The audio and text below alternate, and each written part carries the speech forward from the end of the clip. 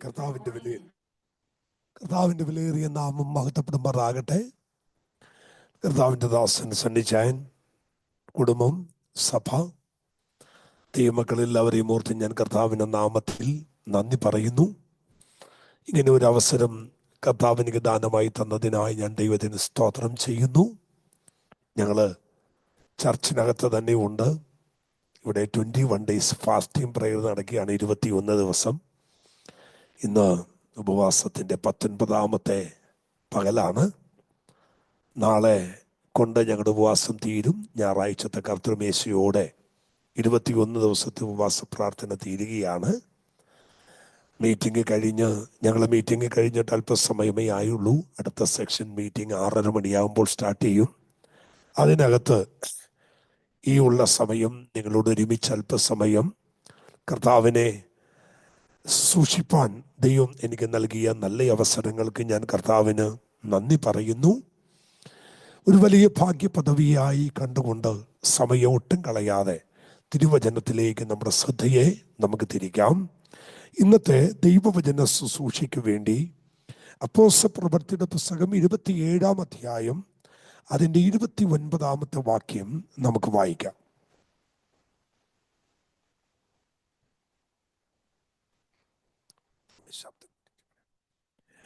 അപ്പോസ്തലപ്രവൃത്തിയുടെ പുസ്തകം 27-ാം അധ്യായം അതിൻ്റെ 29ാമത്തെ വേഗം നിങ്ങൾ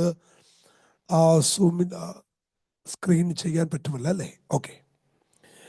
അപ്പോസ്തലപ്രവൃത്തിയുടെ പുസ്തകം 27-ാം അധ്യായം അതിൻ്റെ 29ാമത്തെ വേദവാക്യമാണ് ഞാൻ ഇന്ന് നിങ്ങളോട് സംസാരിക്കുന്നത്. ആ വാക്യം ഞാൻ വായിക്കുന്നു. പാറസ്ഥലങ്ങളിൽ അകപ്പെടുമെന്ന് പേടിച്ച് അവരമരത്ത് നിന്ന് 4 നങ്കൂരമിട്ടു. നേരം വെളുപ്പാൻ ആഗ്രഹിച്ചു കൊണ്ടിരുന്നു. പാറസ്ഥലങ്ങളിൽ അകപ്പെടും എന്ന് പേടിച്ച് അവർ അമരത്തു നിന്ന് 4 നങ്കൂരമിട്ടു. നേരം വെളുപ്പാൻ അവർ ആഗ്രഹിച്ചുകൊണ്ടിരുന്നു. ഇന്നത്തെ ചിന്താവിഷയം നമ്മൾ ഈ വചനത്തിൽ അടിസ്ഥാനമായാണ് നമ്മൾ അല്പസമയം തിരുവചനം ധ്യാനിക്കുന്നത്. നമുക്കറിയാം, അപ്പോസ്തലപ്രവൃത്തിയുടെ പുസ്തകം വളരെ അനുഗ്രഹിക്കപ്പെട്ടതായ ദൈവത്തിൻ്റെ പരിശുദ്ധാത്മാവിൻ്റെ നിയോഗത്താൽ എഴുതപ്പെട്ട ഒരു പുസ്തകമാണ്. കർത്താവിൻ്റെ ദാസനായ ലൂക്കോസ് പരിശുദ്ധാത്മ പ്രേരിതമായി അപ്പോസ്തലന്മാരുടെ കരങ്ങളാൽ നടന്ന അത്ഭുതങ്ങളും അടയാളങ്ങളും ദൈവസഭയുടെ ആരംഭത്തിൽ നടത്തപ്പെട്ട ചില ചരിത്രങ്ങളൊക്കെയാണ് ഇതിനകത്ത് വിവരിച്ചിട്ടുള്ളത്.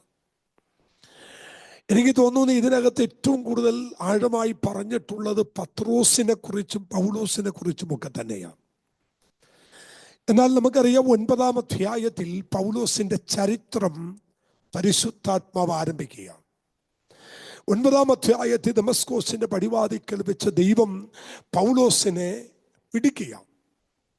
അവിടെ നിന്ന് ദൈവം തന്നെ പിടിക്കുമ്പോൾ ദൈവം തന്നോട് പറയുന്ന ഒരു വലിയ ആലോചനയുണ്ട്. എന്ന് വെച്ചാൽ, അന്ന് ദൈവസഭയെ ഏറ്റവും കൂടുതൽ മുടിച്ചുകൊണ്ടിരുന്ന ആ മനുഷ്യനെ ദൈവം തൊട്ട് കഴിഞ്ഞപ്പോൾ തന്നെ സ്നാനപ്പെടുത്തുവാൻ ഒരുക്കേണ്ടതിന് അനന്യാസിനെ പറഞ്ഞു വിടാൻ നേരത്ത് അനന്യാസ് പറയുന്നുണ്ട്, ആ മനുഷ്യൻ ദൈവസഭയ്ക്ക് എത്രമാത്രം ഉപദ്രവം ചെയ്തൊരു മനുഷ്യനാണ്. എന്നാൽ പരിശുദ്ധാത്മാവ് അനന്യാസിനോട് പറയുന്നത്, നീ പോയി ഇത് ചെയ്യുക. കാരണം ഞാൻ അവനെ ജാതികളുടെ നടുവിൽ ഒരു അനുഗ്രഹിക്കപ്പെട്ട ശുശ്രൂഷ ചെയ്യാൻ തിരഞ്ഞെടുത്തിരിക്കുന്ന ഒരു പാത്രമാണ് ഞാൻ. അപ്പൊ തമ്പുരാന്റെ വിളിയുടെ പ്രത്യേകത ഒന്നാം ആ സ്നാനത്തിൽ തന്നെ അന്യാസിനോട് കർത്താവ് വളരെ വ്യക്തമാക്കുന്നുണ്ട്. എന്നാൽ അതിനുശേഷം പൗലോസിന്റെ മിഷണറി യാത്രകളൊക്കെ എടുത്തു പറയുന്നുണ്ട്. എന്നാൽ ഇവിടെ അഗ്രിപ്പ രാജാവിന്റെ മുമ്പിൽ 26-ാം അധ്യായത്തിൽ നിൽക്കുന്ന ഒരു കാഴ്ച നമ്മൾ കാണുന്നുണ്ട്.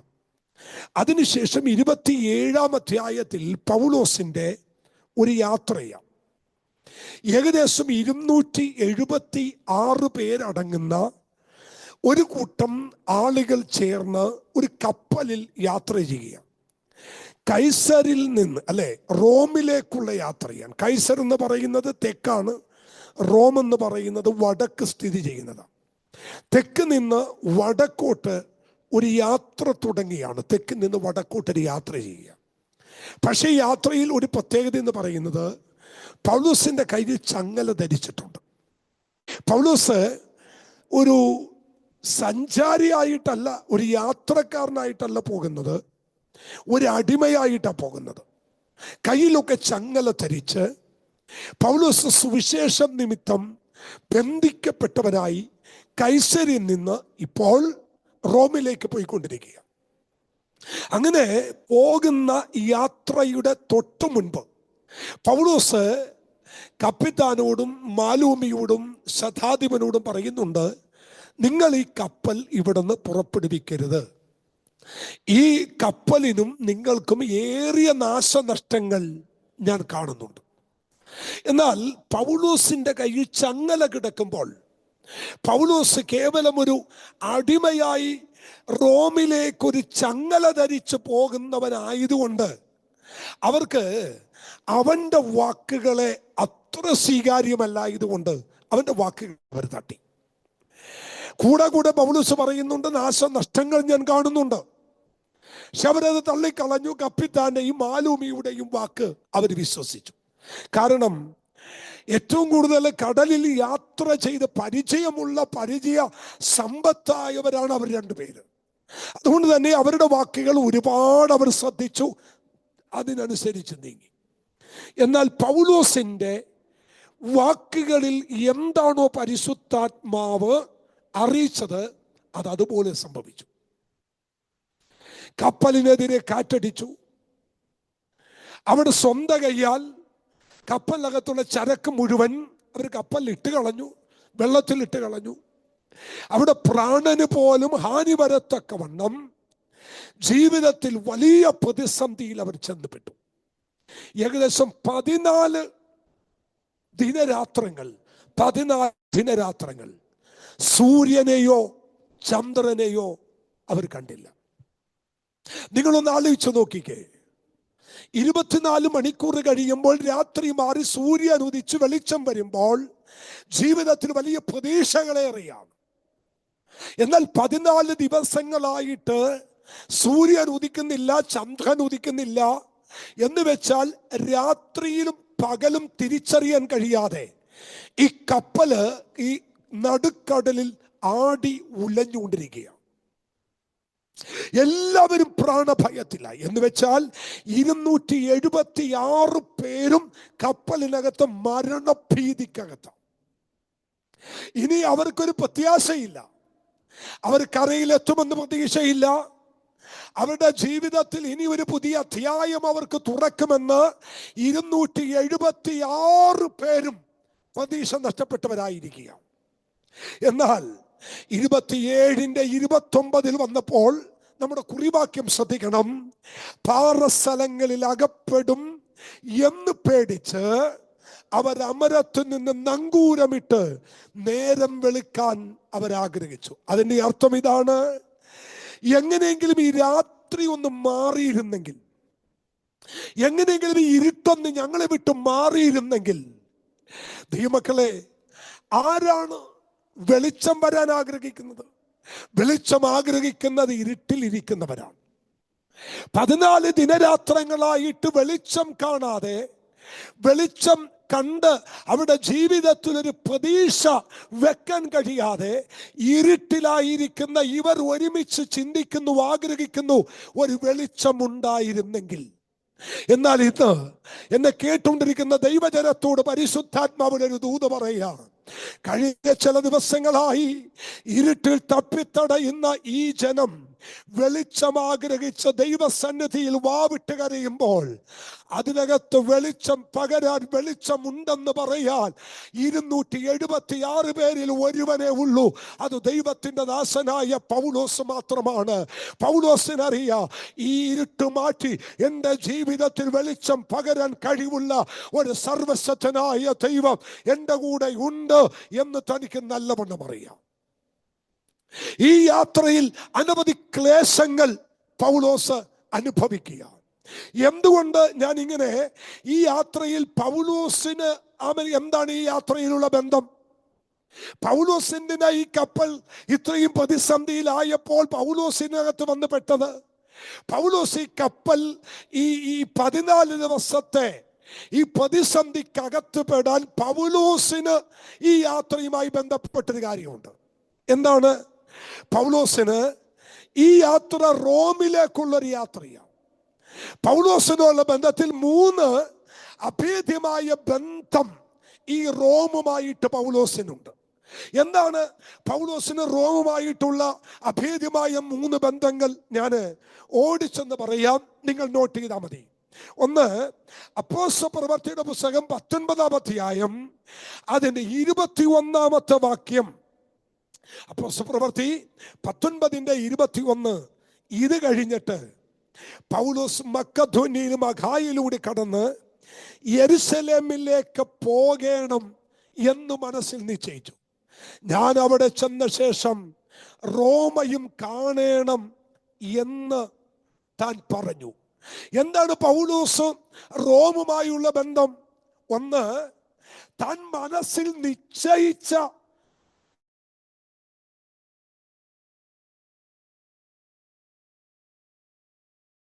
ഒരു കാര്യമാണ്, തനിക്ക് റോമിൽ ഒന്ന് പോകണമെന്ന്. തൻ്റെ ഹൃദയത്തിൽ ആഗ്രഹിച്ച് പ്രാർത്ഥിച്ചൊരു വിഷയമാണ് റോമിൽ ഒന്ന് പോകണമെന്ന്. ഒരിക്കല് അപ്പോസ്തലനായ പൗലോസിനെ ഒരു ശതാധിപൻ അടിച്ച് വിചാരണ കൂടാതെ പറഞ്ഞു വിടാൻ നോക്കുമ്പോൾ പൗലോസ് പറയുന്നൊരു പദമുണ്ട്, റോമൻ പൗരത്വമുള്ള എന്നെ വിചാരണ കൂടാതെ പറഞ്ഞു വിടാൻ നിങ്ങൾക്ക് എന്താണ് യോഗ്യത? പൗലോസിന് റോമൻ പൗരത്വം ഉണ്ടെന്ന് കേട്ട് അവർ അടിമുടി പറച്ചു പോയെന്നാ പറയുന്നത്. റോമൻ പൗരത്വമുള്ള പൗലോസ്, ആ പൗലോസിനോട് ശതാധിപൻ ചോദിക്കുന്നുണ്ട്, സാറിന് ഈ പൗരത്വം എങ്ങനെയാ കിട്ടിയത്? ഞാനിത് വില കൊടുത്ത് മേടിച്ചതാ, ഞാനിത് പണം കൊടുത്ത് മേടിച്ചതാ. എന്നാൽ പൗലോസ് പറയുന്നത്, ഞാൻ കാശ് കൊടുത്ത് മേടിച്ചതല്ല, എനിക്കും എൻ്റെ പിതാവിനും ഈ റോമൻ പൗരത്വമുണ്ട്. അതിൻ്റെ അർത്ഥം ഞങ്ങൾക്ക് ഇന്നലെ കിട്ടിയ കാശ് കൊണ്ട് വാങ്ങിച്ചതല്ല, ഞങ്ങൾ ജനിച്ചത് പാരമ്പര്യമായി റോമൻ പൗരത്വമുള്ളവനായാണ്. അങ്ങനെ റോമൻ പൗരത്വമുള്ള പുള്ളി തൻ്റെ ജഡീകമായ ജഡത്തിൽ താൻ റോമ കാണാൻ ആഗ്രഹിച്ചില്ല. പകരം ക്രിസ്തുവേശുവിന്റെ കൃപയാൽ ഒരു സുവിശേഷകനായി, ഒരു അപ്പോസ്തലനായി, ഒരു അഭിഷേകം വഹിക്കുന്നവനായി റോമിൽ ചെല്ലാൻ പൗലോസ് ആഗ്രഹിച്ചു. പണ്ട് ജഡത്തിലായിരുന്നെങ്കിൽ താമെ ഫിലിപ്പി ലേഖനത്തിൽ സഭയോട് പറയുന്നുണ്ട്, നിങ്ങൾക്ക് ആർക്കെങ്കിലും ജഡത്തിൽ ആശ്രയിപ്പാൻ വകയുണ്ടെങ്കിൽ നിങ്ങളെക്കാൾ അധികം എനിക്കുണ്ട്. 8-ാം നാളിൽ പരിശോധനയേറ്റവൻ, ബെന്യാമിൻ ഗോത്രക്കാരൻ, റോമൻ പൗരത്വമുള്ളവൻ. ആ റോമൻ പൗരത്വമുള്ള പൗലോസിന് റോമിൽ പോകാൻ ആരുടെയും ഒത്താശ വേണ്ട. പക്ഷെ പൗലോസിന്റെ ആഗ്രഹം ജഡത്തിൽ സഞ്ചരിക്കാനല്ല, തന്റെ ആഗ്രഹം കൃപയിൽ ഒന്ന് റോമ സഞ്ചരിക്കണം. എന്ന് വെച്ചാൽ പഴയ യഹൂദനായി, പഴയ റോമൻ പൗരത്വമുള്ളവനായി അല്ല കൈസരിൽ നിന്നും റോമിലേക്ക് പോകേണ്ടത്, കൃപ പ്രാപിച്ചവനായി പോകണം. എന്നാൽ പൗലോസിന്റെ മനസ്സിൽ നിശ്ചയിച്ച സ്ഥലമാണ്, ആഗ്രഹിച്ച സ്ഥലമാണ് റോമിൽ പോകുക എന്നുള്ളത്. ഇന്ന് പകൽ ഈ ദൂത് കേട്ടുകൊണ്ടിരിക്കുന്ന ആരോടോ ദൈവത്തിന്റെ പരിശുദ്ധാത്മാവ് പറയുന്നൊരു ദൂതുണ്ട്. നിന്റെ ഹൃദയത്തിൽ ഈ ആഗ്രഹങ്ങളെ കാണാതെ വിടുന്നൊരു ദൈവമല്ല സർവശക്തനായ ദൈവം. നിന്റെ ആഗ്രഹത്തെ അറിഞ്ഞ് നീ മനസ്സിൽ ചിന്തിച്ചത്, നീ മനസ്സിൽ ആലോചിച്ചത്, നീ മനസ്സിൽ കൂട്ടിവെച്ചത് തമ്പുരാന്റെ ഹിത പോലെ നിന്നെ എത്തിക്കാൻ കഴിവുള്ള ഒരു സർവശക്തനായ ദൈവത്തെയാണ് ഇന്ന് പകൽ ഞാൻ പ്രസംഗിക്കുന്നത്. ആരോടൊക്കെയോ പരിശുദ്ധ ആത്മാവ് ഇന്ന് ആഴമായി ദൂത് പറയുന്നു. നിന്റെ ഹൃദയത്തിൽ ആഗ്രഹിച്ചത്, അതെ, സങ്കീർത്തനം 20-ാം സങ്കീർത്തനം 4-ാമത്തെ വാക്യം പറയുന്നു, നിന്റെ ഹൃദയത്തിൽ ഈ ആഗ്രഹം അവൻ നിനക്ക് നൽകട്ടെ, നിന്റെ താല്പര്യമൊക്കെയും അവൻ നിവർത്തിക്കട്ടെ. നിങ്ങൾ മനസ്സിൽ ആഗ്രഹിച്ചത്, നിങ്ങൾ മനസ്സിൽ കൂട്ടിവെച്ചത്, നിങ്ങൾ മനസ്സിൽ ചിന്തിച്ചത് നിങ്ങൾക്ക് നൽകി തരാൻ ശക്തനായ ഒരു ദൈവത്തെയാണ് ഇന്ന് പകൽക്കാലം നാം ആരാധിക്കുന്നത്. അത് വിശ്വസിക്കുന്ന ദൈവമക്കൾ കരമടിച്ച് ദൈവത്തിന് സ്തോത്രം ചെയ്യുന്നത്. ദൈവമക്കളെ, എനിക്ക് അവിടെ നിൽക്കണമെന്നുണ്ട്, എങ്കിലും ഞാൻ ആ ഭാഗമെന്ന് വിടുകയാണ്. ദാവീദിന്റെ ഹൃദയത്തിലെ ആഗ്രഹമായിരുന്നു ഒരാലയം പണിയണമെന്നുള്ളത്. എന്നാൽ ആലയം പണിയാൻ ആഗ്രഹിച്ച ദാവീദിനെ കൊണ്ട് ആലയത്തിന്റെ പണിക്ക് അടിസ്ഥാനമിടുവാൻ, അതിന് കാര്യങ്ങൾ കൂട്ടുവാൻ ദൈവത്തിന്റെ ആത്മാവ് ഒരുക്കിയെങ്കിൽ, ആരുടെയൊക്കെയോ മനസ്സിൽ ആഗ്രഹിച്ചത് താല്പര്യങ്ങളെ നിവർത്തിക്കുന്ന ഒരു ദൈവമുണ്ടെന്ന് പറയാൻ പരിശുദ്ധാത്മ പറയുന്നു. ഒന്ന്, എന്താണ് പൗലോസിന് റോമുമായുള്ള ബന്ധം? ഒന്ന്, മനസ്സിൽ ആഗ്രഹിച്ചൊരു സ്ഥലമാണ് റോം. നമ്പർ 2, രണ്ടാമത് പൗലോസും റോമിൻ തമ്മിലുള്ള ബന്ധം എന്താ? അപ്പോസ്തലപ്രവൃത്തി 28-ാം അധ്യായം അതിന്റെ 11-ാമത്തെ വേദവാക്യത്തിൽ ഇങ്ങനെയാണ് പറയുന്നത്: രാത്രിയിൽ കർത്താവ് അവന്റെ അടുക്കൽ നിന്ന് ധൈര്യമായിരിക്ക, നീ എന്നെ കുറിച്ച് യെരുശലേമിൽ സാക്ഷീകരിച്ചതുപോലെ റോമയിലും സാക്ഷീകരിക്കേണ്ടതാണ്. രണ്ടാമത് പൗലോസും റോമുമായിട്ടുള്ള ബന്ധം എന്താണ്? പൗലോസിനോടുള്ള ദൈവത്തിന്റെ വാഗ്ദത്തമാണ് റോം എന്ന് പറയുന്നത്. ഒന്നുകൂടി ഞാൻ പറയാം, മനസ്സിൽ ആഗ്രഹിച്ച പൗലോസിനോട്, മനസ്സിൽ തീരുമാനിച്ച പൗലോസിനോട് രാത്രിയിൽ താൻ ആഗ്രഹിച്ചു, അല്ലെങ്കിൽ പകൽ താൻ ഹൃദയത്തിൽ ആഗ്രഹിച്ചു. രാത്രിയിൽ ദൈവത്തിന്റെ ദൂതൻ തന്റെ അടുക്കൽ വന്ന് പൗലോസോട് പറയുന്നു: പൗലോസേ, നീ ധൈര്യമായിരിക്ക, നീ ധൈര്യമായിരിക്ക, നീ എന്നെ കുറിച്ച് യെരുശലേമിൽ സാക്ഷീകരിച്ചതുപോലെ റോമയിലും സാക്ഷീകരിക്കേണ്ടതാണ്. എന്താണ് പൗലോസും റോമിൻ തമ്മിലുള്ള പ്രത്യേകത? തനിക്ക് വാഗ്ദത്തം കിട്ടിയ സ്ഥലമാണ്. തന്റെ ദൈവം അഴക്കുമെന്ന് വാഗ്ദത്തം ചെയ്ത സ്ഥലമാണ്. നീ അവിടെ ചെല്ലുമെന്ന് ദൈവം വാഗ്ദത്തം ചെയ്ത സ്ഥലമാണ്. നീ അവിടെ സാക്ഷിയാകുമെന്ന് വാഗ്ദത്തം ചെയ്ത സ്ഥലമാണ്. ഇന്ന് ഈ ആരാധനയിൽ പങ്കെടുക്കുന്ന ദൈവജനത്തോട് ഞാൻ ആത്മാവിൽ പറയാ, ഒന്നാമത്തെ ബന്ധം മനസ്സിൽ നിശ്ചയിച്ച ബന്ധമാണെങ്കിൽ, രണ്ടാമത് പൗലോസും റോമിൻ തമ്മിലുള്ള ബന്ധം തനിക്ക് ദൈവം വാഗ്ദത്തമായി കൊടുത്ത സ്ഥലമാണ്. നീ റോമിൽ പോകുമെന്ന്. ഈ പകൽ ആരാധനയുടെ നടുവിൽ ദൈവവചനം കേൾക്കുന്ന ദൈവജനത്തോട് പരിശുദ്ധ ആത്മാവിൽ ഞാനൊരു ദൂത് കൈമാറുകയാണ്. വാഗ്ദത്തം കിട്ടിയ ദൈവ പൈതലേ, വാഗ്ദത്തം ചെയ്തവൻ വിശ്വസ്തനെന്ന് മനസ്സിലാക്കി ഇരിക്കുന്നിടത്ത് അവൻ സ്ഥലം മറന്ന് ദൈവത്തെ കരമടിച്ച് ആരാധിച്ച് ഇന്ന് പകൽ ആത്മാവിൽ ദൈവത്തെ ആരാധിച്ചു പറ: എന്റെ ദൈവ വാഗ്ദത്തങ്ങളിൽ വിശ്വസ്തനാണ്. അബ്രഹാമിന് ദൈവം കൊടുത്ത വാഗ്ദത്തം നിവർത്തിച്ച ദൈവം, അവൻ തന്നെയും തന്റെ കുടുംബത്തെയും അവൻ നടത്തിയവനായ ദൈവം, മോശയ്ക്ക് വാഗ്ദത്തം കൊടുത്തതുപോലെ നടത്തിയവനായ ദൈവം, ഇന്ന് പകൽ അവൻ ഖത്തറിലായിരിക്കുന്ന ദൈവസഭയെ നോക്കി പരിശുദ്ധാത്മാവിൽ ഞാൻ പ്രവചിച്ചു പറയുന്നു: നിന്നോടുള്ള ദൈവത്തിന്റെ വാഗ്ദത്തങ്ങൾ ഒന്നുപോലും നഷ്ടമാകയില്ല, ഒന്നുപോലും അത് നടക്കാതെ പോകുകയില്ല. വാഗ്ദത്തം തന്നവൻ വിശ്വസ്തനാകയാൽ അത് നിവർത്തിപ്പാൻ ശക്തൻ. കരമുയർത്തു ദൈവത്തെ ഒന്ന് സ്തുതിച്ചേ. ആമേൻ. എബ്രായ ലേഖനത്തിൽ ആമേൻ അബ്രഹാമിനെ കുറിച്ചും സാറായെ കുറിച്ചും പറയുന്നൊരു വാക്യമുണ്ട്. ആമേൻ, വാഗ്ദത്തം ചെയ്ത ദൈവം എന്നവൻ വിശ്വസിച്ചു. ആമേൻ. വാഗ്ദത്തം ചെയ്തവൻ ആമേൻ വലിയവനെന്ന് അവർ ഹൃദയത്തിൽ എണ്ണി പറഞ്ഞു.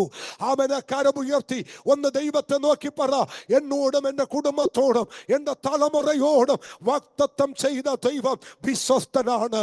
ദൈവമക്കളെ, ദൂത് പറഞ്ഞ പ്രവാചകൻ മരിച്ചാലും വാഗ്ദത്തം ചെയ്ത ദൈവം മരിക്കാത്തിടത്തോളം കാലം നിന്റെ വാഗ്ദത്തങ്ങൾ മരിക്കത്തില്ല. ആരുടൊക്കെയോ ദൈവത്തിന്റെ ആത്മാവ് ഈ പകലാലോചന പറയുന്നു: ഇല്ല കേട്ടോ, നിന്റെ വാഗ്ദത്തം മരിക്കയില്ല. ഇന്നും ജീവിക്കുന്ന ദൈവം നിന്റെ വാഗ്ദത്തത്തെ ഉറപ്പിക്കാൻ ദൈവം ശക്തനാണ്. ദൈവമക്കളെ, യെരുശലേം ദൈവാലയത്തിനകത്ത് പ്രായമായ രണ്ടുപേരുണ്ട്. ഒന്ന് ഹന്നയും മറ്റൊന്ന് ശീമോനുമാണ്. രണ്ടുപേരും വാർദ്ധക്യ സഹജമായ ഒരു രോഗങ്ങളും അവരെ പിടിച്ചിട്ടില്ല.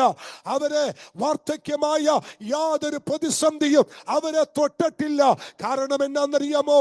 അവർക്ക് രണ്ടുപേർക്കും ഒരു വാഗ്ദത്തം ദൈവം ചെയ്തിട്ടുണ്ട്. ഇസ്രായേലിന്റെ രക്ഷകനെ പോലെ നിന്റെ കണ്ണുകൊണ്ട് നീ കാണുമെന്ന് ഇന്ന് പകൽക്കാലം ആ വചനത്തോട് ഞാനൊന്ന് കൂട്ടി പറയട്ടെ. ദൈവത്തിന്റെ വാഗ്ദത്തങ്ങൾ നിവർത്തിപ്പാൻ എന്റെ തമ്പുരാൻ ശക്തനാണ്.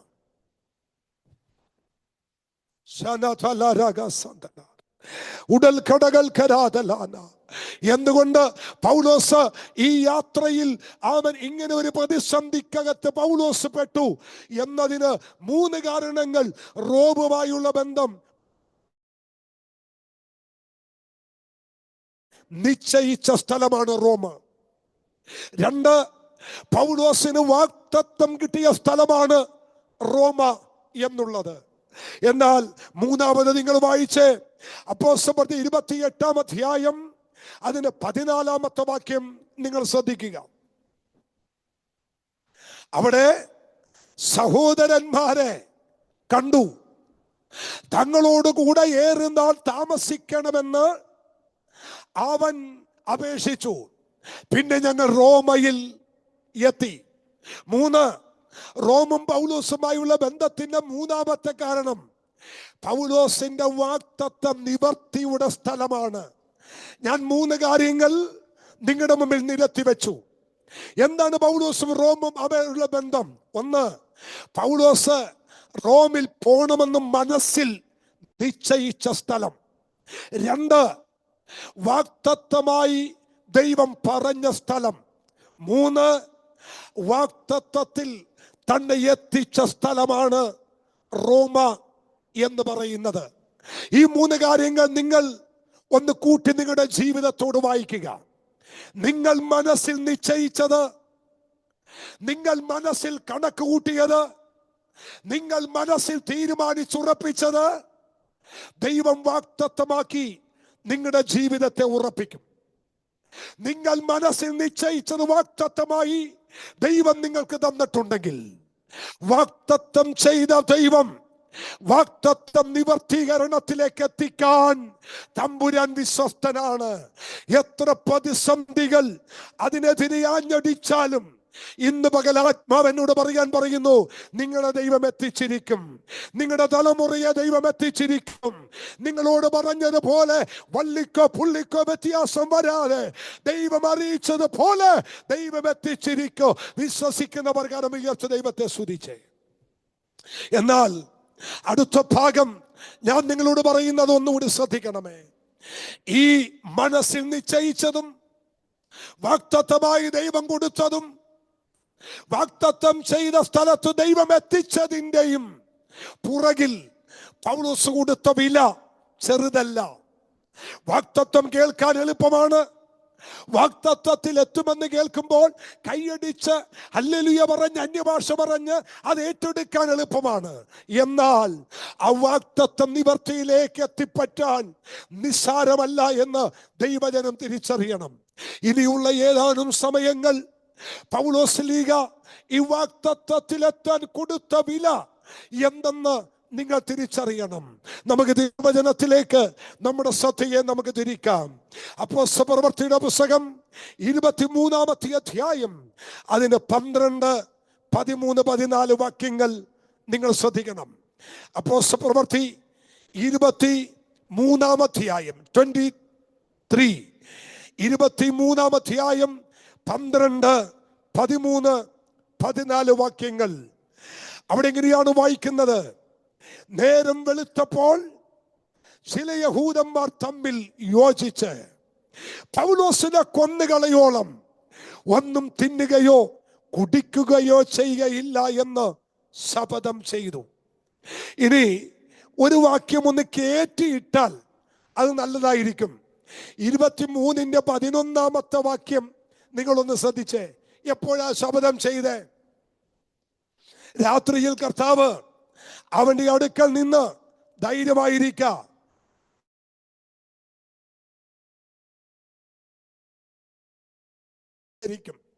ആ പദം 11-ാം വാക്യവും 12-ാം വാക്യവും നിങ്ങളെ ശ്രദ്ധയിൽ കൊണ്ടുവരുന്നു. 11-ാം വാക്യത്തിൽ വളരെ വ്യക്തമായി നീ എന്നെ കുറിച്ച് യെരുശലേമിൽ സാക്ഷീകരിക്കുമെന്ന് പറഞ്ഞ രാത്രി. ഇനി 12-ാം വാക്യം നോക്കിക്കേ. നേരം വെളുത്തപ്പോ, നേരം വെളുത്തപ്പോ, ഇതിന്റെ രണ്ടിന്റെയും ഇടയിൽ നിങ്ങൾ ശ്രദ്ധിക്കാൻ ഞാനൊരു ദൂത് പറയാം. 11-ാമത്തെ വാക്യത്തിൽ രാത്രിയിൽ രഹസ്യത്തിലാണ് ദൈവം അപ്പമേ പൗലോസിനോട് ദൂത് പറയുന്നത്. രാത്രിയിൽ ഒരുപക്ഷെ സ്വപ്നത്തിലൂടെയാകാം, അല്ലെങ്കിൽ നേരിട്ടാകാം ദൈവത്തിന്റെ അരുളപ്പാട് പൗലോസിന് കിട്ടുന്നത്. എന്നാൽ പൗലോസിനോട് ദൈവം സംസാരിച്ചതോ പാടോ ലോകത്തിൽ ഒരു മനുഷ്യന് അറിയത്തില്ല. പക്ഷേ നേരം വെളുത്തപ്പോ പൗലോസിനെ കൊന്നുകളയേണ്ടതിന് സ്വന്തം മിത്രങ്ങൾ തനിക്കെതിരെ പദ്ധതി ഒരുക്കി. എന്നെ വളരെ ആഴത്തിൽ ചിന്തിപ്പിച്ച ഒരു ദൂത് ഞാൻ നിങ്ങളുടെ കൈമാറുന്നു. രാത്രിയിൽ വാഗ്ദത്തം കിട്ടിയ പൗലോസ് നേരം വെളുത്തപ്പോൾ മരണഭീതിയാൽ ഇത് ഓടുകയാണ്. അതിന്റെ അർത്ഥം എന്നാണെന്നറിയാമോ?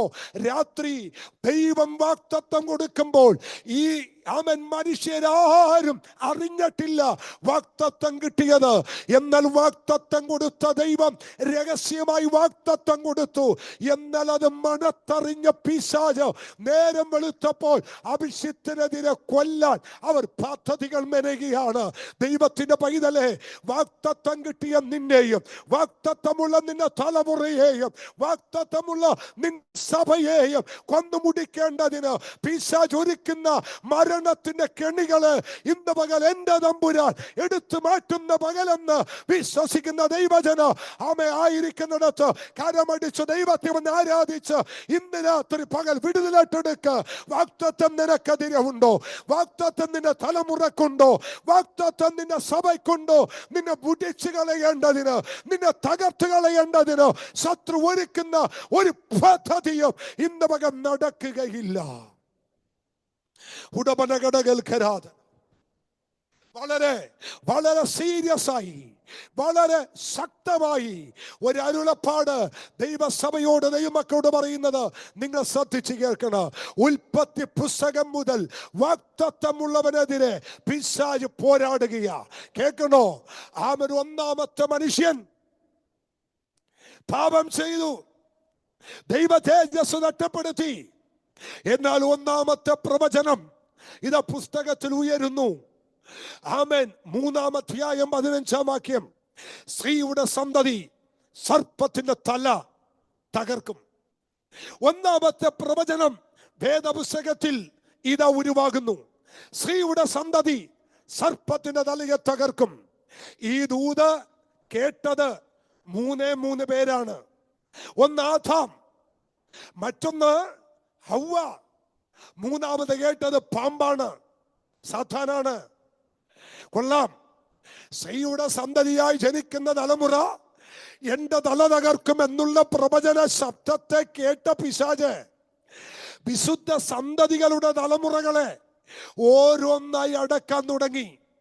ഒന്ന് നിങ്ങൾ ശ്രദ്ധിച്ചേ, ഒന്നാമത്തെ മകനല്ലേ കയീൻ, രണ്ടാമത്തവനല്ലേ ഹാബേല്. പിശാച് കുറിച്ചു വെച്ചു, എന്റെ തല തകർക്കുന്ന ഒരു തലമുറ പുറത്തു വരാൻ ഞാൻ അനുവദിക്കത്തില്ല.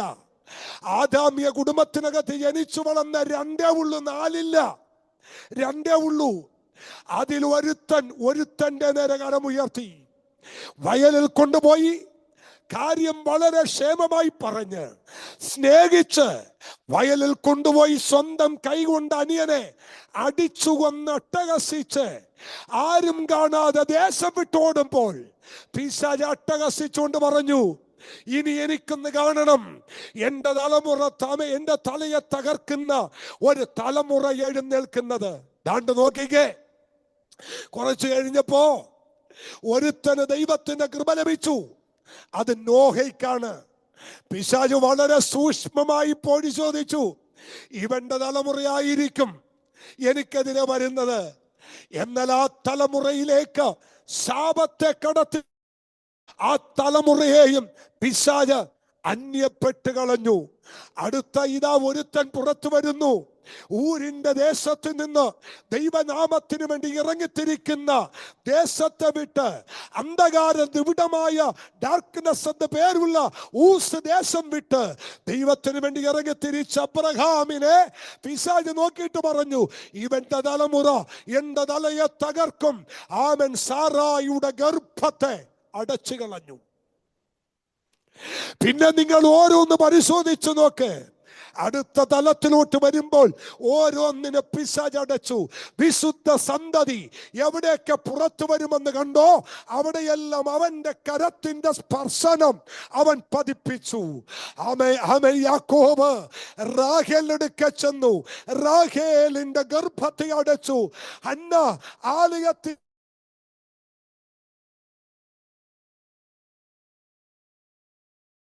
തലമുറ പുറത്തു വരുമെന്ന് കണ്ടത്, വാഗ്ദത്ത തലമുറ പുറത്തു വരുമെന്ന് കണ്ടിടത്തെല്ലാം പിശാച് തകർക്കാൻ നോക്കി. വാഗ്ദത്തം കിട്ടിയവനെ തകർക്കാൻ നിൽക്കുന്ന ഒരു ശക്തിയുണ്ട്. വാഗ്ദത്തമുള്ളവനെ ഒതുക്കാൻ നിൽക്കുന്ന ഒരു ശക്തിയുണ്ട്. ഈ വെള്ളിയാഴ്ച ഇവിടെ സഭായോഗത്തിന്റെ നടുവിൽ എന്നെ കേട്ടുകൊണ്ടിരിക്കുന്ന ദൈവമക്കൾ, രണ്ട് കൈയടിച്ചൊരു പാട്ടുപാടി അന്യഭാഷ പറഞ്ഞ് ആമേൻ പറ്റുമെങ്കിൽ തിരുമേശയെടുത്ത് വീട്ടിൽ പോവരുത്. ആഴമായി ഞാൻ ദൂത് പറയുന്നു, വാഗ്ദത്തമുള്ള നിന്റെ തലമുറക്കെതിരെ ആയുധം ഉയർത്തുന്ന ഒരു പൈശാചിക മണ്ഡലമുണ്ട്. എന്നാൽ ഈ പ്രാർത്ഥന ആശീർവാദം പറയുന്നതിന് മുൻപേ അതിനെ ജയിച്ചു വേണം നിങ്ങളുടെ ആരാധന ആശീർവാദം പറയേണ്ടതിന്. ഞാന് പരിശുദ്ധാത്മാവിൽ ഒരു കാര്യം കൂടി ദൈവസഭയെ നോക്കി വിളിച്ചു പറയാം. ഹേരോദാവിന്റെ ശക്തി എന്ന് പറയുന്ന ഒരു ശക്തി പുസ്തകത്തിനകത്തുണ്ട്. ഹേരോദാവിന്റെ ശക്തി ചെറുതല്ല. ഹേരോദാവിന്റെ ഏറ്റവും വലിയ പോരാട്ടം എന്ന് പറയുന്നത് ജനിക്കുന്ന വാഗ്ദത്ത തലമുറകളെ തകർത്തെറിയുക. യേശുവിന്റെ ജനനത്തിങ്കൽ 2 വയസ്സ് താഴെയുള്ള സകലത്തിനെയും ആമൻ വെട്ടിക്കൊന്ന് രക്തം ഒഴുക്കുമ്പോൾ ഹേരോദാവിന്റെ തല പ്രവർത്തിച്ചത് കുറച്ച് സാമാന്യമായ വിലയില്ലാത്ത സാധാരണ കുഞ്ഞുങ്ങളുടെ തലവെട്ടുക എന്നുള്ളതിനപ്പുറമായി ഹേരോദാവ് വളരെ കണക്ക് കൂട്ടി പ്ലാൻ ചെയ്തൊരു കാര്യമുണ്ട്. സ്ത്രീയുടെ സന്തതിയായി ജനിച്ച ഒരു വാഗ്ദത്ത സന്തതിയെ തകർത്തെറിയണം. ഇന്ന് പകൽ വീണ്ടും ഞാൻ ആ ദൂതിലേക്ക് കൈമാറുകയാണ്. ആമേൻ. വാഗ്ദത്തം കിട്ടിയ വാഗ്ദത്ത സന്തതിയായി ആമേൻ അത്യുന്നതന്റെ ശക്തി നിന്റെ മേൽ നിഴലിടും. ആകയാൽ ഉത്ഭവിക്കുന്ന വിശുദ്ധ പ്രജ എന്നുള്ള ദൈവദൂതന്റെ അരുളപ്പാട് കേട്ട നിമിഷം മുതൽ വാഗ്ദത്ത സന്തതിയെ തകർത്തെറിയാൻ ഹേരോദാവിന്റെ തലയും കൈയും ഒരുമിച്ച് പ്രവർത്തിച്ചു എന്ന തിരുവചനം പറയുന്ന ദൂത് നിങ്ങൾ മറക്കരുത്. നൂറുകണക്കിന് കുഞ്ഞുങ്ങൾ അവിടെ നഷ്ടപ്പെടുമ്പോഴും ബൈബിൾ പറയുന്നു റാഹേൽ കുഞ്ഞുങ്ങളെ കുറിച്ച് വിലപിച്ചു കരഞ്ഞു എന്ന് പറയുന്നുണ്ട്. എന്നാൽ അവിടെ കരച്ചിൽ ഉയരുമ്പോഴും വാഗ്ദത്ത സന്തതിയായ മശിഹ തമ്പുരാനെ കരുണയോടെ പരിപാലിച്ചു എങ്കിൽ ഈ പകൽ ഞാനൊരു ദൂത് നിങ്ങളുടെ കൈമാറുന്നു. വാഗ്ദത്തമുള്ളവനെ തൊടാൻ കഴിയത്തില്ല, വാഗ്ദത്തമുള്ളവനെ തകർക്കാൻ കഴിയത്തില്ല. ആയിരക്കണക്കിന് കരങ്ങൾ നിങ്ങൾക്കോ നിങ്ങളുടെ കുടുംബത്തിനോ നിങ്ങളുടെ സഭയ്ക്കോ നിങ്ങളുടെ അവകാശത്തിനെതിരെയോ പിശാച് കൊണ്ടുവന്നാലും ദൈവത്തിന്റെ ആത്മ പറയുന്നു വാഗ്ദത്തമുള്ളവനെ തൊടാൻ കഴിയുകയില്ല.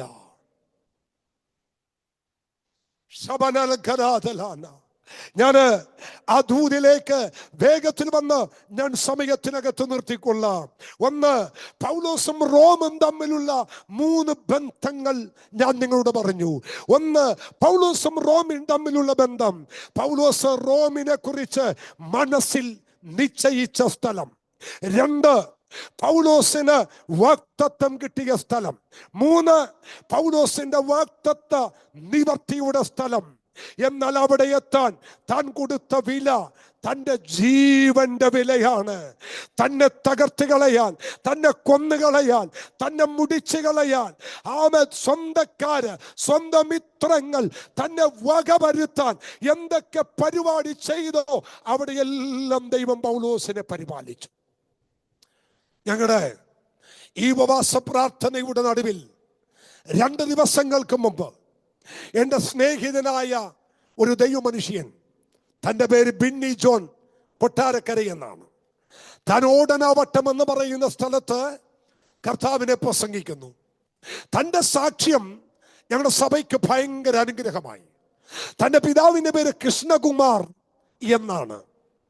മാർത്താണ്ഡം തമിഴ്നാട്ടിൽ കിടന്ന കൃഷ്ണകുമാർ എന്ന് പറയുന്ന ഒരു മനുഷ്യൻ മുഴുപ്രാന്തനായി റോഡിലൂടെ അലഞ്ഞു തിരിഞ്ഞ് നടന്നൊരു മനുഷ്യൻ. ആ മനുഷ്യൻ മാനസിക രോഗിയായി, മുഴുപ്രാന്തനായി, വഴിയറമ്പിൽ നിന്നും എച്ചിലുകൾ എടുത്ത് തിന്ന് വഴിയിൽ കൂടി നടക്കുമ്പോൾ ഒരിക്കൽ ഒരു ദൈവ മനുഷ്യൻ ഒരു കടയിൽ കാപ്പി കുടിച്ചിരിക്കുമ്പോൾ അവിടുന്ന് കഴിച്ച് എച്ചിൽ വലിച്ചെറിഞ്ഞ് കളയുന്നത് ഒരു മനുഷ്യൻ വന്ന് തിന്നുകൊണ്ടിരിക്കുന്ന കാഴ്ച ഒരു ദൈവദാസൻ ആ ചായക്കടയിൽ ഇരുന്ന് കണ്ടപ്പോൾ ദൈവം തന്നോട് പറഞ്ഞ്, ആ മനുഷ്യനെ കൂട്ടുക, ആ മനുഷ്യനെ കൊണ്ടുപോകുക, അവനെ കൊണ്ടുപോയി പ്രാർത്ഥിക്കുക, അവനെ രക്ഷ ചെയ്യുക.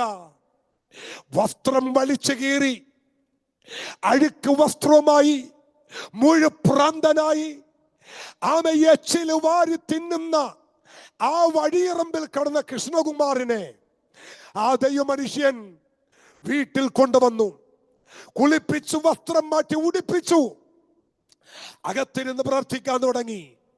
സഭക്കാരോട് പറഞ്ഞു, ദൈവം എന്നോട് പറഞ്ഞു ഈ മനുഷ്യനെ ദൈവം സൗഖ്യമാക്കുമെന്ന്. 2 മാസമായി, 3 മാസമായി, 4 മാസമായി സൗഖ്യം നടക്കാത്തത് കൊണ്ട് ഊളപ്പാറയിലും ഭ്രാന്താസ്പത്രിയിൽ നിന്നും ചാടിപ്പോയി മുഴുഭ്രാന്തനായ മനുഷ്യൻ 5 മാസമായിട്ടും സൗഖ്യമാകാതെ വന്നപ്പോൾ സഭക്കാരെല്ലാം വിട്ടിട്ട് പോയി. പക്ഷെ അതേ മനുഷ്യൻ വിട്ടില്ല, പ്രാർത്ഥിക്കാൻ ആരംഭിച്ചു. ഒരിക്കൽ 5 മാസങ്ങൾ കഴിഞ്ഞ് ദൈവദാസൻ പ്രാർത്ഥിച്ചുകൊണ്ടിരിക്കുമ്പോൾ മുറിക്കകത്ത് അടച്ചിട്ട ഈ കൃഷ്ണകുമാറിന്റെ മുറിക്കകത്തേക്ക് ഒരു വെളിച്ചം ഇറങ്ങി വന്ന് തന്റെ ശിരസിൽ ആ വെളിച്ചം തൊട്ട് തന്റെ ശരീരത്തിൽ നിന്ന് തന്റെ ശത്രു പൈശാചിക മണ്ഡലങ്ങൾ അഴിഞ്ഞു മാറി മുഴുപ്രാന്തനായ കൃഷ്ണകുമാർ അന്ന് പകൽ കർത്താവ് തൊട്ട് തന്നെ സൗഖ്യമാക്കി. താൻ സൗഖ്യത്തോടെ ഇരിക്കുന്നത് കണ്ട്, താൻ ആരോഗ്യത്തോടെ ഇരിക്കുന്നത് കണ്ട് ആ ദൈവ മനുഷ്യൻ ഓടി വന്ന് ചോദിക്കുന്ന ഒരു ചോദ്യമുണ്ട്, നിനക്കെന്താ സംഭവിച്ചത്? താൻ പറഞ്ഞു, ഒരു വെളിച്ചം എന്റെ മേൽ വന്നു, ഒരു വെളിച്ചം എന്റെ മേൽ ചുറ്റി, ആ വെളിച്ചം എന്റെ മേൽ വന്നപ്പോൾ എനിക്ക് സുബോധം വന്നു, ഞാൻ സൗഖ്യമായി. ദൈവമക്കളെ, മുഴുപ്രാന്തനായ കൃഷ്ണകുമാറിനെ തമ്പുരാൻ തൊട്ട് സൗഖ്യമാക്കി. ആ കരമൊന്ന് ഉയർത്തി ദൈവത്തിന് സ്തോത്രം ചെയ്ത്, ആ തമ്പുരാൻ ഇന്നും മരിച്ചിട്ടില്ല, ആ ദൈവത്തിന്റെ ശക്തി ഇന്നും കുറഞ്ഞു പോയിട്ടില്ല, ആ സാന്നിധ്യം ഇന്നും കുറഞ്ഞു പോയിട്ടില്ല. ഞാൻ മറ്റൊരു സാക്ഷ്യത്തിലേക്കാണ് ഇന്ന് പകൽ ഞാൻ കൊണ്ടുവരുന്നത്. കൃഷ്ണകുമാർ എന്ന് പറയുന്ന തമിഴ്നാട്ടുകാരൻ യേശുവിനാൽ വിടുവിക്കപ്പെട്ടു. താൻ തിരിച്ചു വീട്ടിൽ ചെന്നു, തന്റെ സഹോദരങ്ങൾ തന്നെ കണ്ടു. എന്താ സംഭവിച്ചത്? യേശു തന്നെ സൗഖ്യമാക്കി. ഒരു മുഴുപ്രാന്തനെ പോലെ തെരുവോരങ്ങൾ നടന്ന് താൻ വിളിച്ചു പറഞ്ഞു, യേശു എന്നെ സൗഖ്യമാക്കി. ഇത് കണ്ട് ജീവിതത്തിൽ അപമാനം സഹിക്കവയ്യാതെ തന്റെ വീട്ടുകാരെന്ത് ചെയ്യുന്നറിയാമോ? തന്റെ വീട്ടിൽ കൊണ്ടുവന്ന് മുറിക്കകത്ത് അടച്ചിട്ടു. സ്വന്തം അമ്മ 3 തവണ പാലിനകത്ത് വിഷം കലക്കി കൃഷ്ണകുമാറിന് കൊടുത്തു. ഇതിലും നല്ലത് ഇവൻ മരിക്കുന്നതാണ് നല്ലത്. 3 പ്രാവശ്യം പാലെടുക്കുമ്പോഴും ദൈവം തന്നെ വിലക്കി എടുക്കരുത്, തുടരുത്, എറിഞ്ഞു കളയാൻ പറഞ്ഞു. ആ പാല് കതക് തുറന്ന് ജനൽ തുറന്ന് വെളിയിലേക്ക് വലിച്ചെറിയുമ്പോൾ അത് കുടിച്ച നായ്ക്കൾ കൃഷ്ണകുമാറിന്റെ മുമ്പിൽ പിടഞ്ഞു ചാകുമ്പോൾ ദൈവം തന്നോട് പറഞ്ഞു, ഒരു ബാധയും നിന്റെ കൂടാരത്തിൽ അടുക്കയില്ല. ഞാൻ ഈ മയങ്ങാത്തവനാണ്, ഞാൻ നിന്നെ കരുതുന്ന ദൈവമാണ്. ദൈവമക്കളെ, അത് കഴിഞ്ഞു വിട്ടില്ല. തന്റെ സ്വന്തം സഹോദരൻ താൻ കിടക്കുന്ന മുറിയിലേക്ക് വിഷപ്പാമ്പിനെ എടുത്തെറിഞ്ഞു. അന്ന് രാത്രി മുഴുവൻ താൻ കിടന്നുറങ്ങിയ മുറിക്കകത്ത് വിഷപ്പാമ്പിനോട് ഒരുമിച്ച് കൃഷ്ണകുമാർ കിടന്നുറങ്ങി. തനിക്കൊരു ഹാനിയും വരാൻ ദൈവം അനുവദിച്ചില്ല. അതിനുശേഷം ആളുകളെ വിട്ട് തള്ളിക്കാൻ നോക്കി, തീർന്നില്ല. എന്നാൽ അവസാനം ഞാൻ ഇങ്ങനെ പറയട്ടെ, ആ കൃഷ്ണകുമാർ എന്ന് പറയുന്ന ആ ദൈവ മനുഷ്യൻ കർത്താവിന്റെ ദാസൻ KC ജോൺ പാസ്റ്ററിന്റെ വീട്ടിൽ വന്ന് അവിടെ നിന്ന് വളർന്ന് ദൈവവചനം പഠിച്ച് രാജ്യങ്ങൾ കടന്നുപോയി യേശുവിനെ പ്രസംഗിക്കുന്ന അറിയപ്പെടുന്ന ഒരു ദൈവ മനുഷ്യനായി മാറി. തന്റെ മകനാണ് 2 ദിവസങ്ങൾക്ക് മുമ്പ് ഞങ്ങളുടെ നടുവിൽ പ്രസംഗിച്ചത്. ഇന്ന് പകലിൽ അവൻ ശക്തിയോടും ബലത്തോടും ഉറപ്പോടും പറയുന്നു, വാഗ്ദത്തം കിട്ടിയ അഭിഷിക്തനെ, വാഗ്ദത്തം കിട്ടിയ ദൈവസഭയെ നിനക്കെതിരെ ഉണ്ടാക്കുന്ന ഒരായുധവും ഫലിക്കയില്ല. എന്റെ സൂമിലൂടെ അല്ല, ഇന്ന് ആലയത്തിനകത്തിരുന്ന് ലൈവിൽ ആരാധിക്കുന്ന ദൈവജനത്തോട് പറയുന്നു, ഭയപ്പെടേണ്ട. പൗലോസേ, നിനക്കെതിരെ കൊല്ലാൻ പ്രമാണങ്ങൾ എത്ര ശക്തിയോടെ കരുത്തു വന്നാലും ആ കരങ്ങളെ വെട്ടിമാറ്റി ആയുസ് തരുന്നൊരു ദൈവമാണ് നാം സേവിക്കുന്ന ദൈവം. കരമടിച്ച ദൈവത്തിന് നന്ദി പറ. ഞാൻ അടുത്ത ഭാഗത്തേക്ക് വരികയാണ്. 2 എന്താണ് പൗലോസ് കൊടുത്ത രണ്ടാമത്തെ വില? അപ്പോസ്തലപ്രവൃത്തി 24:22. സമയത്തിന്റെ ചുരുക്കം കൊണ്ട് ഞാൻ ഓടിപ്പോകുകയാണ് കേട്ടോ. അപ്പോസ്തലപ്രവൃത്തി 24:22. ഫെലിക്സിന് ഈ മാർഗം സംബന്ധിച്ച് സൂക്ഷ്മമായ അറിവുണ്ടായി. ലൂസിയാസ് സഹസ്രാബ്ദിമൻ വരുമ്പോൾ ഞാൻ നിന്റെ കാര്യം തീർച്ചപ്പെടുത്തുമെന്ന് പറഞ്ഞ് അവധി വെച്ച് മാറ്റിവെച്ചു. 2, പൗലോസിന്റെ വാഗ്ദത്തത്തിന് പൗലോസ് കൊടുത്ത വില എന്താണെന്നറിയോ? പൗലോസിന്റെ വിഷയങ്ങൾക്കെല്ലാം അവധി വെച്ചു. പൗലോസിന്റെ വിഷയങ്ങളെല്ലാം ഡിലേ ആക്കി. ആമൻ, ഈ ദൂത് ഒന്ന് തൊട്ടുവിടാം. നിന്റെ വിഷയങ്ങളെല്ലാം അവധി വെച്ച് മാറുമ്പോൾ ഓർക്കണം, വാഗ്ദത്തം എന്റെ മേൽ കിടക്കുകയാണ്. ഇന്നലകൾ നടക്കേണ്ടത് മാറിപ്പോയോ? ഇന്ന് നടക്കേണ്ടത് മാറിപ്പോയോ?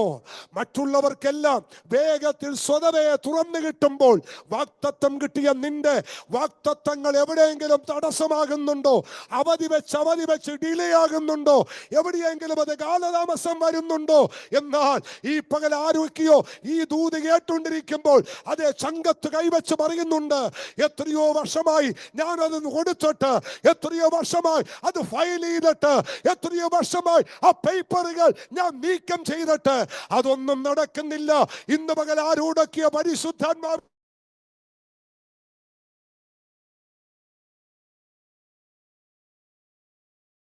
ദൈവം കൈകാര്യം ചെയ്യാൻ പോകുക. ഹല്ലേലൂയ. പരിശുദ്ധാത്മാവ് വളരെ ശക്തമായി ആരുളപ്പാട് പറയുന്നു, ഇനി അത് ഡിലേ ആകില്ല, അത് ഡിലേ ആകത്തില്ല. യെശയ്യാ 45:1 ആ വാക്യം എങ്ങനെയാണ്? നീതിയായ ദൈവം എന്റെ വലങ്കരം പിടിച്ചിരിക്കുന്നു. ആമേൻ. നീതിയുടെ വാതിൽ അവൻ എനിക്കായി തുറക്കും.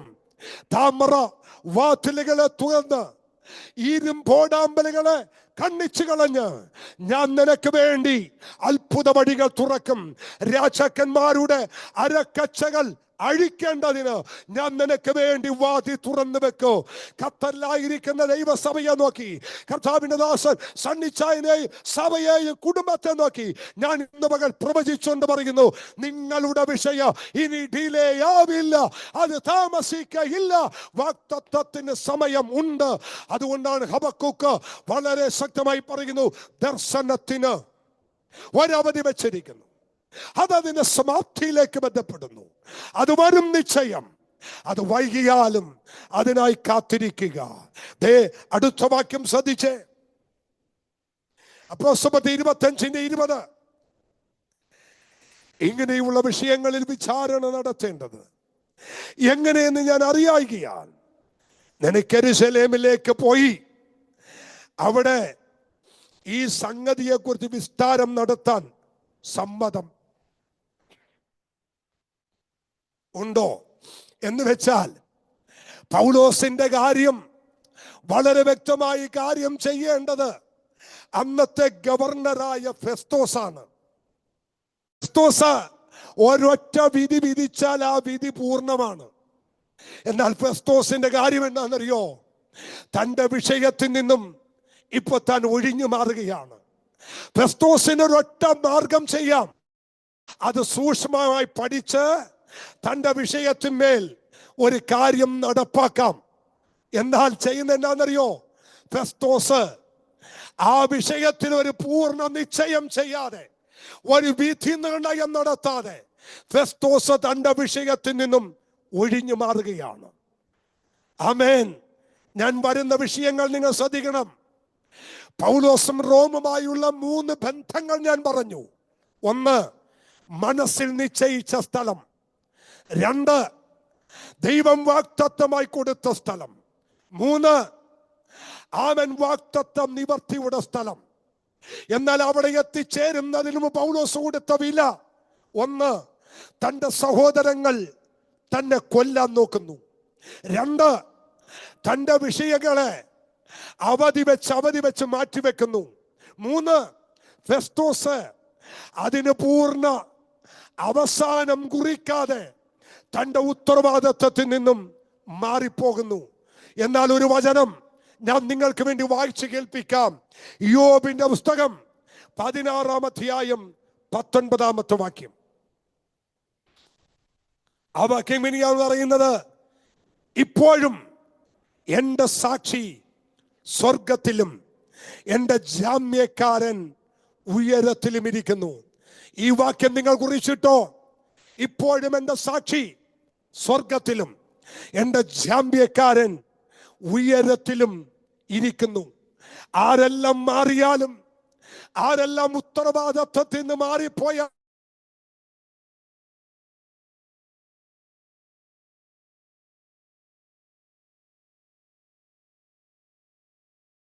ോ എന്റെ ജാമ്യക്കാരൻ എന്റെ സ്വർഗത്തിലുണ്ട്. എന്റെ സാക്ഷി എന്റെ ദൈവമാണ്. അവിടുന്നൊരു നിവിധി നിർണയം ചെയ്യുന്നത് വരെ, അവിടുന്നൊരു വിധി പുറപ്പെടുവിക്കുന്നത് വരെ, അവിടുന്ന് എനിക്ക് വേണ്ടി ജാമ്യക്കാരനായി എഴുന്നേൽക്കുന്നത് വരെ, ഏത് ഫെസ്തോസ് മാറിയാലും, ഏത് അഗ്രിപ്പ മാറിയാലും, ഏത് ശതാധിപൻ മാറിയാലും, എനിക്കെതിരെ ഏതൊക്കെ കരങ്ങൾ ഉയർന്നു വന്നാലും എനിക്ക് വേണ്ടി പ്രവർത്തിക്കുന്ന ഒരു ജാമ്യക്കാരൻ സ്വർഗത്തിലുണ്ട്. നിങ്ങളുടെ കാര്യങ്ങൾ അറിയുന്ന, തീർപ്പ് കൽപ്പിക്കുന്ന ഒരു ദൈവം ഇന്ന് പകൽ ഇറങ്ങി വന്നിട്ടുണ്ട്. Hallelujah, hallelujah. ഞാനൊരു വാക്യം നിങ്ങളോട് ഇങ്ങനെ ആവർത്തിച്ചു പറയാം. 38 വർഷം കുളക്കടവിൽ കിടന്നവനെ കണ്ട ഒരു ദൈവമുണ്ട്.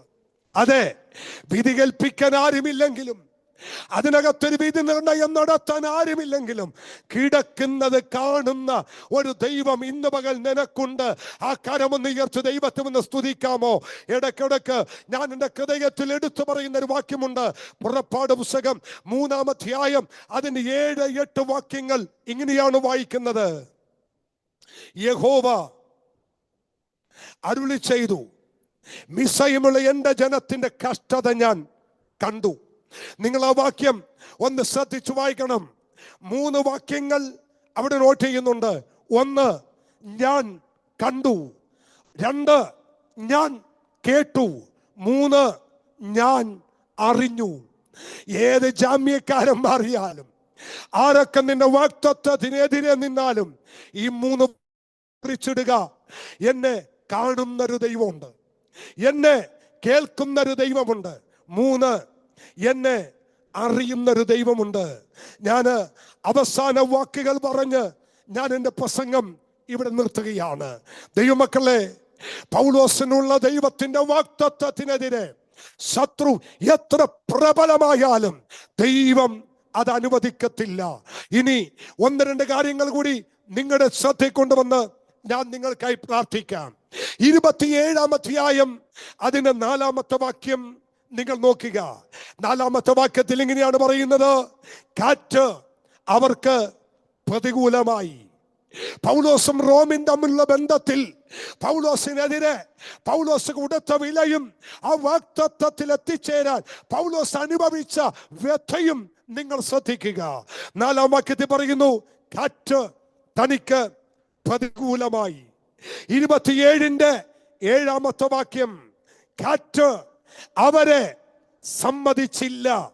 27-13 വാക്യം, തെക്കൻ കാറ്റ് അവർക്ക് മന്ദമായി ഊതുകയാൽ കാര്യം സാധിച്ചു എന്ന് തോന്നി. അത് ചതിക്കുന്ന കാറ്റാണ്. ആ കാറ്റ് കൊണ്ടുപോയി 27-14 വാക്യം, ഈശാനമൂലൻ എന്ന കൊടുങ്കാറ്റിലേക്ക് അവരെ കൊണ്ടുപോയി ഇട്ടുകൊടുത്തു. തീർന്നില്ല.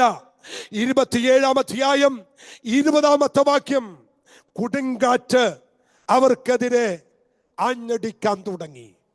ദൈവമക്കളെ, അവൻ തെക്കൻ കാറ്റടിച്ചു, കൊടുങ്കാറ്റടിച്ചു, കാറ്റ് സമ്മതിക്കാതെ, കാറ്റ് പ്രതികൂലമായി.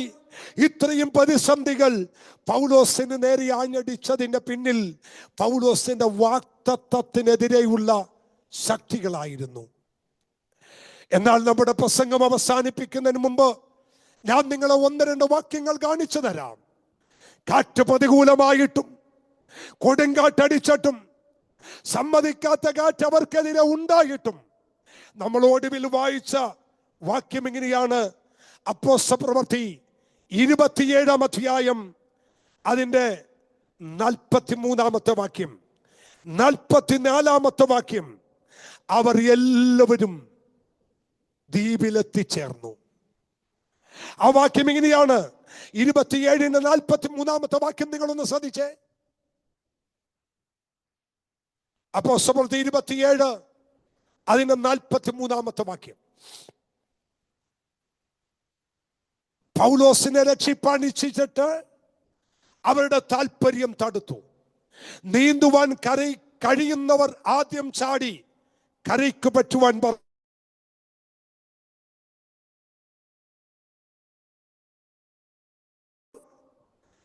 പലകയിലോ കപ്പലിലോ ഗണ്ണങ്ങളിലോ മേലും എത്തുവാൻ കൽപ്പിച്ചു. ഇങ്ങനെ എല്ലാവരും കരയിൽ എത്തി രക്ഷപ്പെടുവാൻ സംഗതി വന്നു. ഒരാള് പോലും അതിനകത്ത് നശിച്ചില്ല. ഒരാള് പോലും അതിനകത്ത് തകർന്നു പോകാൻ ദൈവം അനുവദിച്ചില്ല.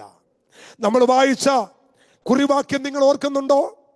പാറസ്ഥലങ്ങളിൽ അകപ്പെടുമെന്ന് പേടിച്ച് അവർ അമരത്ത് നിന്ന് 4 നങ്കൂരമിട്ട് നേരം വെളുപ്പാൻ ആഗ്രഹിച്ചു. 26-20 വരുമ്പോൾ പൗലോസ് പറയുന്നുണ്ട്, ഞങ്ങൾ രക്ഷപ്പെടുമെന്നുള്ള ആശ ഒക്കെയും അറ്റുപോയി. ഞങ്ങൾ രക്ഷപ്പെടത്തില്ല, ഞങ്ങൾ ഇതിനകത്തുനിന്ന് ഒരിക്കലും രക്ഷപ്പെടത്തില്ല. രക്ഷപ്പെടുമെന്നുള്ള ആശ ഒക്കെയും അറ്റുപോയിട്ടും അവരിൽ ഒരാൾ പോലും തകരാതെ അവരെത്തേണ്ടടുത്ത് ദൈവം അവരെ എത്തിച്ചു. എന്തുകൊണ്ടാ അവരവിടെ എത്തിയത്? ഇനിയുള്ള 2 മിനിറ്റ് 2 സെക്കൻഡ് ഞാനൊരു വാക്യം കാണിച്ചു തരാം. 27-ാം അധ്യായം അതിന്റെ 4-ാം വാക്യത്തിന്റെ അവസാനം, മറപറ്റി അവർ ഓടി. 27-ാം അധ്യായം അതിന്റെ 7-ാമത്തെ വാക്യത്തിന്റെ അവസാന വാക്യം, മറപറ്റി അവർ ഓടി. 27-ാം അധ്യായം 14-ാം വാക്യത്തിന്റെ അവസാന വാക്യം, മറപറ്റി അവർ ഓടി. ദൈവമക്കളെ, ഈശാനമൂലൻ അടിച്ചപ്പോഴും കാറ്റ് സമ്മതിക്കാതിരുന്നപ്പോഴും കൊടുങ്കാറ്റ് അവർക്കെതിരെ ആഞ്ഞടിച്ചപ്പോഴും അവർ തകരാതിരുന്നത്, അവിടെയെല്ലാം മറയാൻ അവർക്കൊരു മറവിടമുണ്ടായിരുന്നു. ഇന്ന് ആ മറവിടം ആരാന്നറിയണ്ടേ? ആ മറവിടമാണ് നമ്മുടെ വാഴ്ത്തപ്പെട്ടവനായ മശിഹാ തമ്പുരാൻ. ആ മറവിടം ഉണ്ടായത് കൊണ്ട് മാത്രമാണ് അവർ തകരാതിരുന്നത്, അവർ ഉടയാതിരുന്നത്. ഇന്ന് ഈ വെള്ളിയാഴ്ച പകൽ സഭാരാധനയ്ക്ക് വേണ്ടി ആലയത്തിൽ മുട്ടുമടക്കി ആരാധിക്കുന്ന ദൈവജനത്തോടും ആ സൂം പ്ലാറ്റ്ഫോമിലായിരിക്കുന്ന ദൈവജനത്തോടും പരിശുദ്ധാത്മാവ് പറയട്ടെ, കാറ്റ് പ്രതികൂലമായിട്ടും കാറ്റ് സമ്മതിക്കാതിരുന്നിട്ടും കാറ്റ് നിന്നെ ഉലച്ചു കളഞ്ഞിട്ടും ഇന്നും നീ ജീവനോടിരിക്കുന്നതിന്റെ ഏക കാരണം നിനക്കും നിന്റെ കുടുംബത്തിനും മറയാൻ ഒരു മറവിടമുണ്ടായിരുന്നു. ആ മറവിടം മറ്റാരുമല്ല, വാഴ്ത്തപ്പെട്ടവനായ മശിഹാ തമ്പുരാനാണ്. കരമടിച്ച് ദൈവത്തിന് സ്തോത്രം ചെയ്യുക. ഇന്ന് പകലിലും നിനക്കും മറയാൻ ഒരു മറവിടമുണ്ട്. അവന്റെ പേരാണ് വാഴ്ത്തപ്പെട്ടവനായ മശിഹാ തമ്പുരാൻ. സങ്കീർത്തനം 32:7 നീ എനിക്ക് മറവിടമാകുന്നു, നീ എന്റെ കഷ്ടത്തിൽ നിന്ന് സൂക്ഷിക്കും, രക്ഷയുടെ ഉല്ലാസം കൊണ്ട് നീ എന്നെ ചുറ്റിക്കൊള്ളും. 90-ാം സങ്കീർത്തനം 1-ാം വാക്യം, കർത്താവേ നീ തലമുറ തലമുറയായി ഞങ്ങൾക്ക് സങ്കേതമാകുന്നു. സങ്കീർത്തനം 34:5 അവങ്കലേക്ക് നോക്കിയവരുടെ മുഖം പ്രകാശിതമായി, അവർ ലജ്ജിച്ചു പോകാൻ ദൈവം അനുവദിച്ചില്ല. എൻ്റെ വാക്കുകൾ സമയത്തിന്റെ ചുരുക്കം കൊണ്ട് ഞാനിവിടെ അവസാനിപ്പിക്കുന്നു. ഒരു വാക്യം കൂടി പറയാം. അവർ വെളിച്ചം വരാൻ കാത്തിരുന്നു. ആമൻ. സൂര്യൻ ഉദിക്കാൻ അവർ കാത്തിരുന്നു. ആര്? പൗലോസിന്റെ കൂടെ കപ്പൽ യാത്ര ചെയ്ത 276 പേര്. അവർ കര കാണുമെന്ന് പ്രതീക്ഷിച്ചില്ല, ദേശമണയുമെന്ന് പ്രതീക്ഷിച്ചില്ല. പക്ഷെ അവർ കരയിലെത്തി. അതിൽ ഒരാൾ പോലും മുടഞ്ഞു പോയില്ല. കാരണം എന്താ? പൗലോസിനോട് ചോദിക്കാം, പൗലോസേ അവരെല്ലാം എങ്ങനെ രക്ഷപ്പെട്ടു?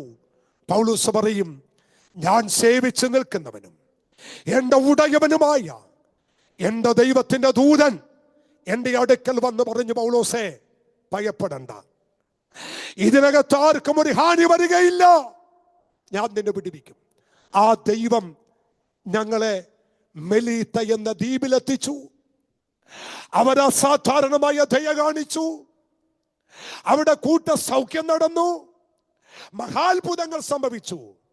തകർന്ന കപ്പലിന് പകരം ഞങ്ങൾ മറ്റൊരു കപ്പലിലൂടെ 100 മടങ്ങ് ആ കപ്പലിൽ കയറ്റി ഞങ്ങൾ എല്ലാവരും റോമിലെത്തി.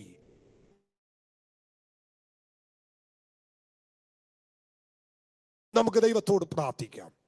പരിശുദ്ധനും നിത്യനും നീതിമാനുമായ ഞങ്ങളുടെ ദൈവമേ, ഈ പകൽ ഖത്തറിലായിരിക്കുന്ന ആ ദൈവസഭയോട് അവൻ കർത്താവ് ഇടപെട്ടത് കൊണ്ട് നന്ദി പറയുന്നു.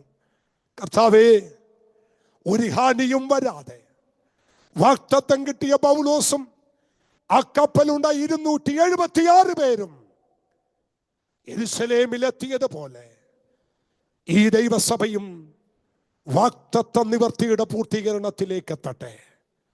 ഞാൻ അവരെ പിതാവിൻ്റെയും പുത്രൻ്റെയും പരിശുദ്ധാത്മാവിൻ നാമത്തിൽ അനുഗ്രഹിക്കുന്നു. പ്രാർത്ഥന കേട്ടതുകൊണ്ട് നന്ദി. ക്രിസ്തുയേശുവിൻ നാമത്തിൽ പിതാവേ. God bless you. ഈ വചനം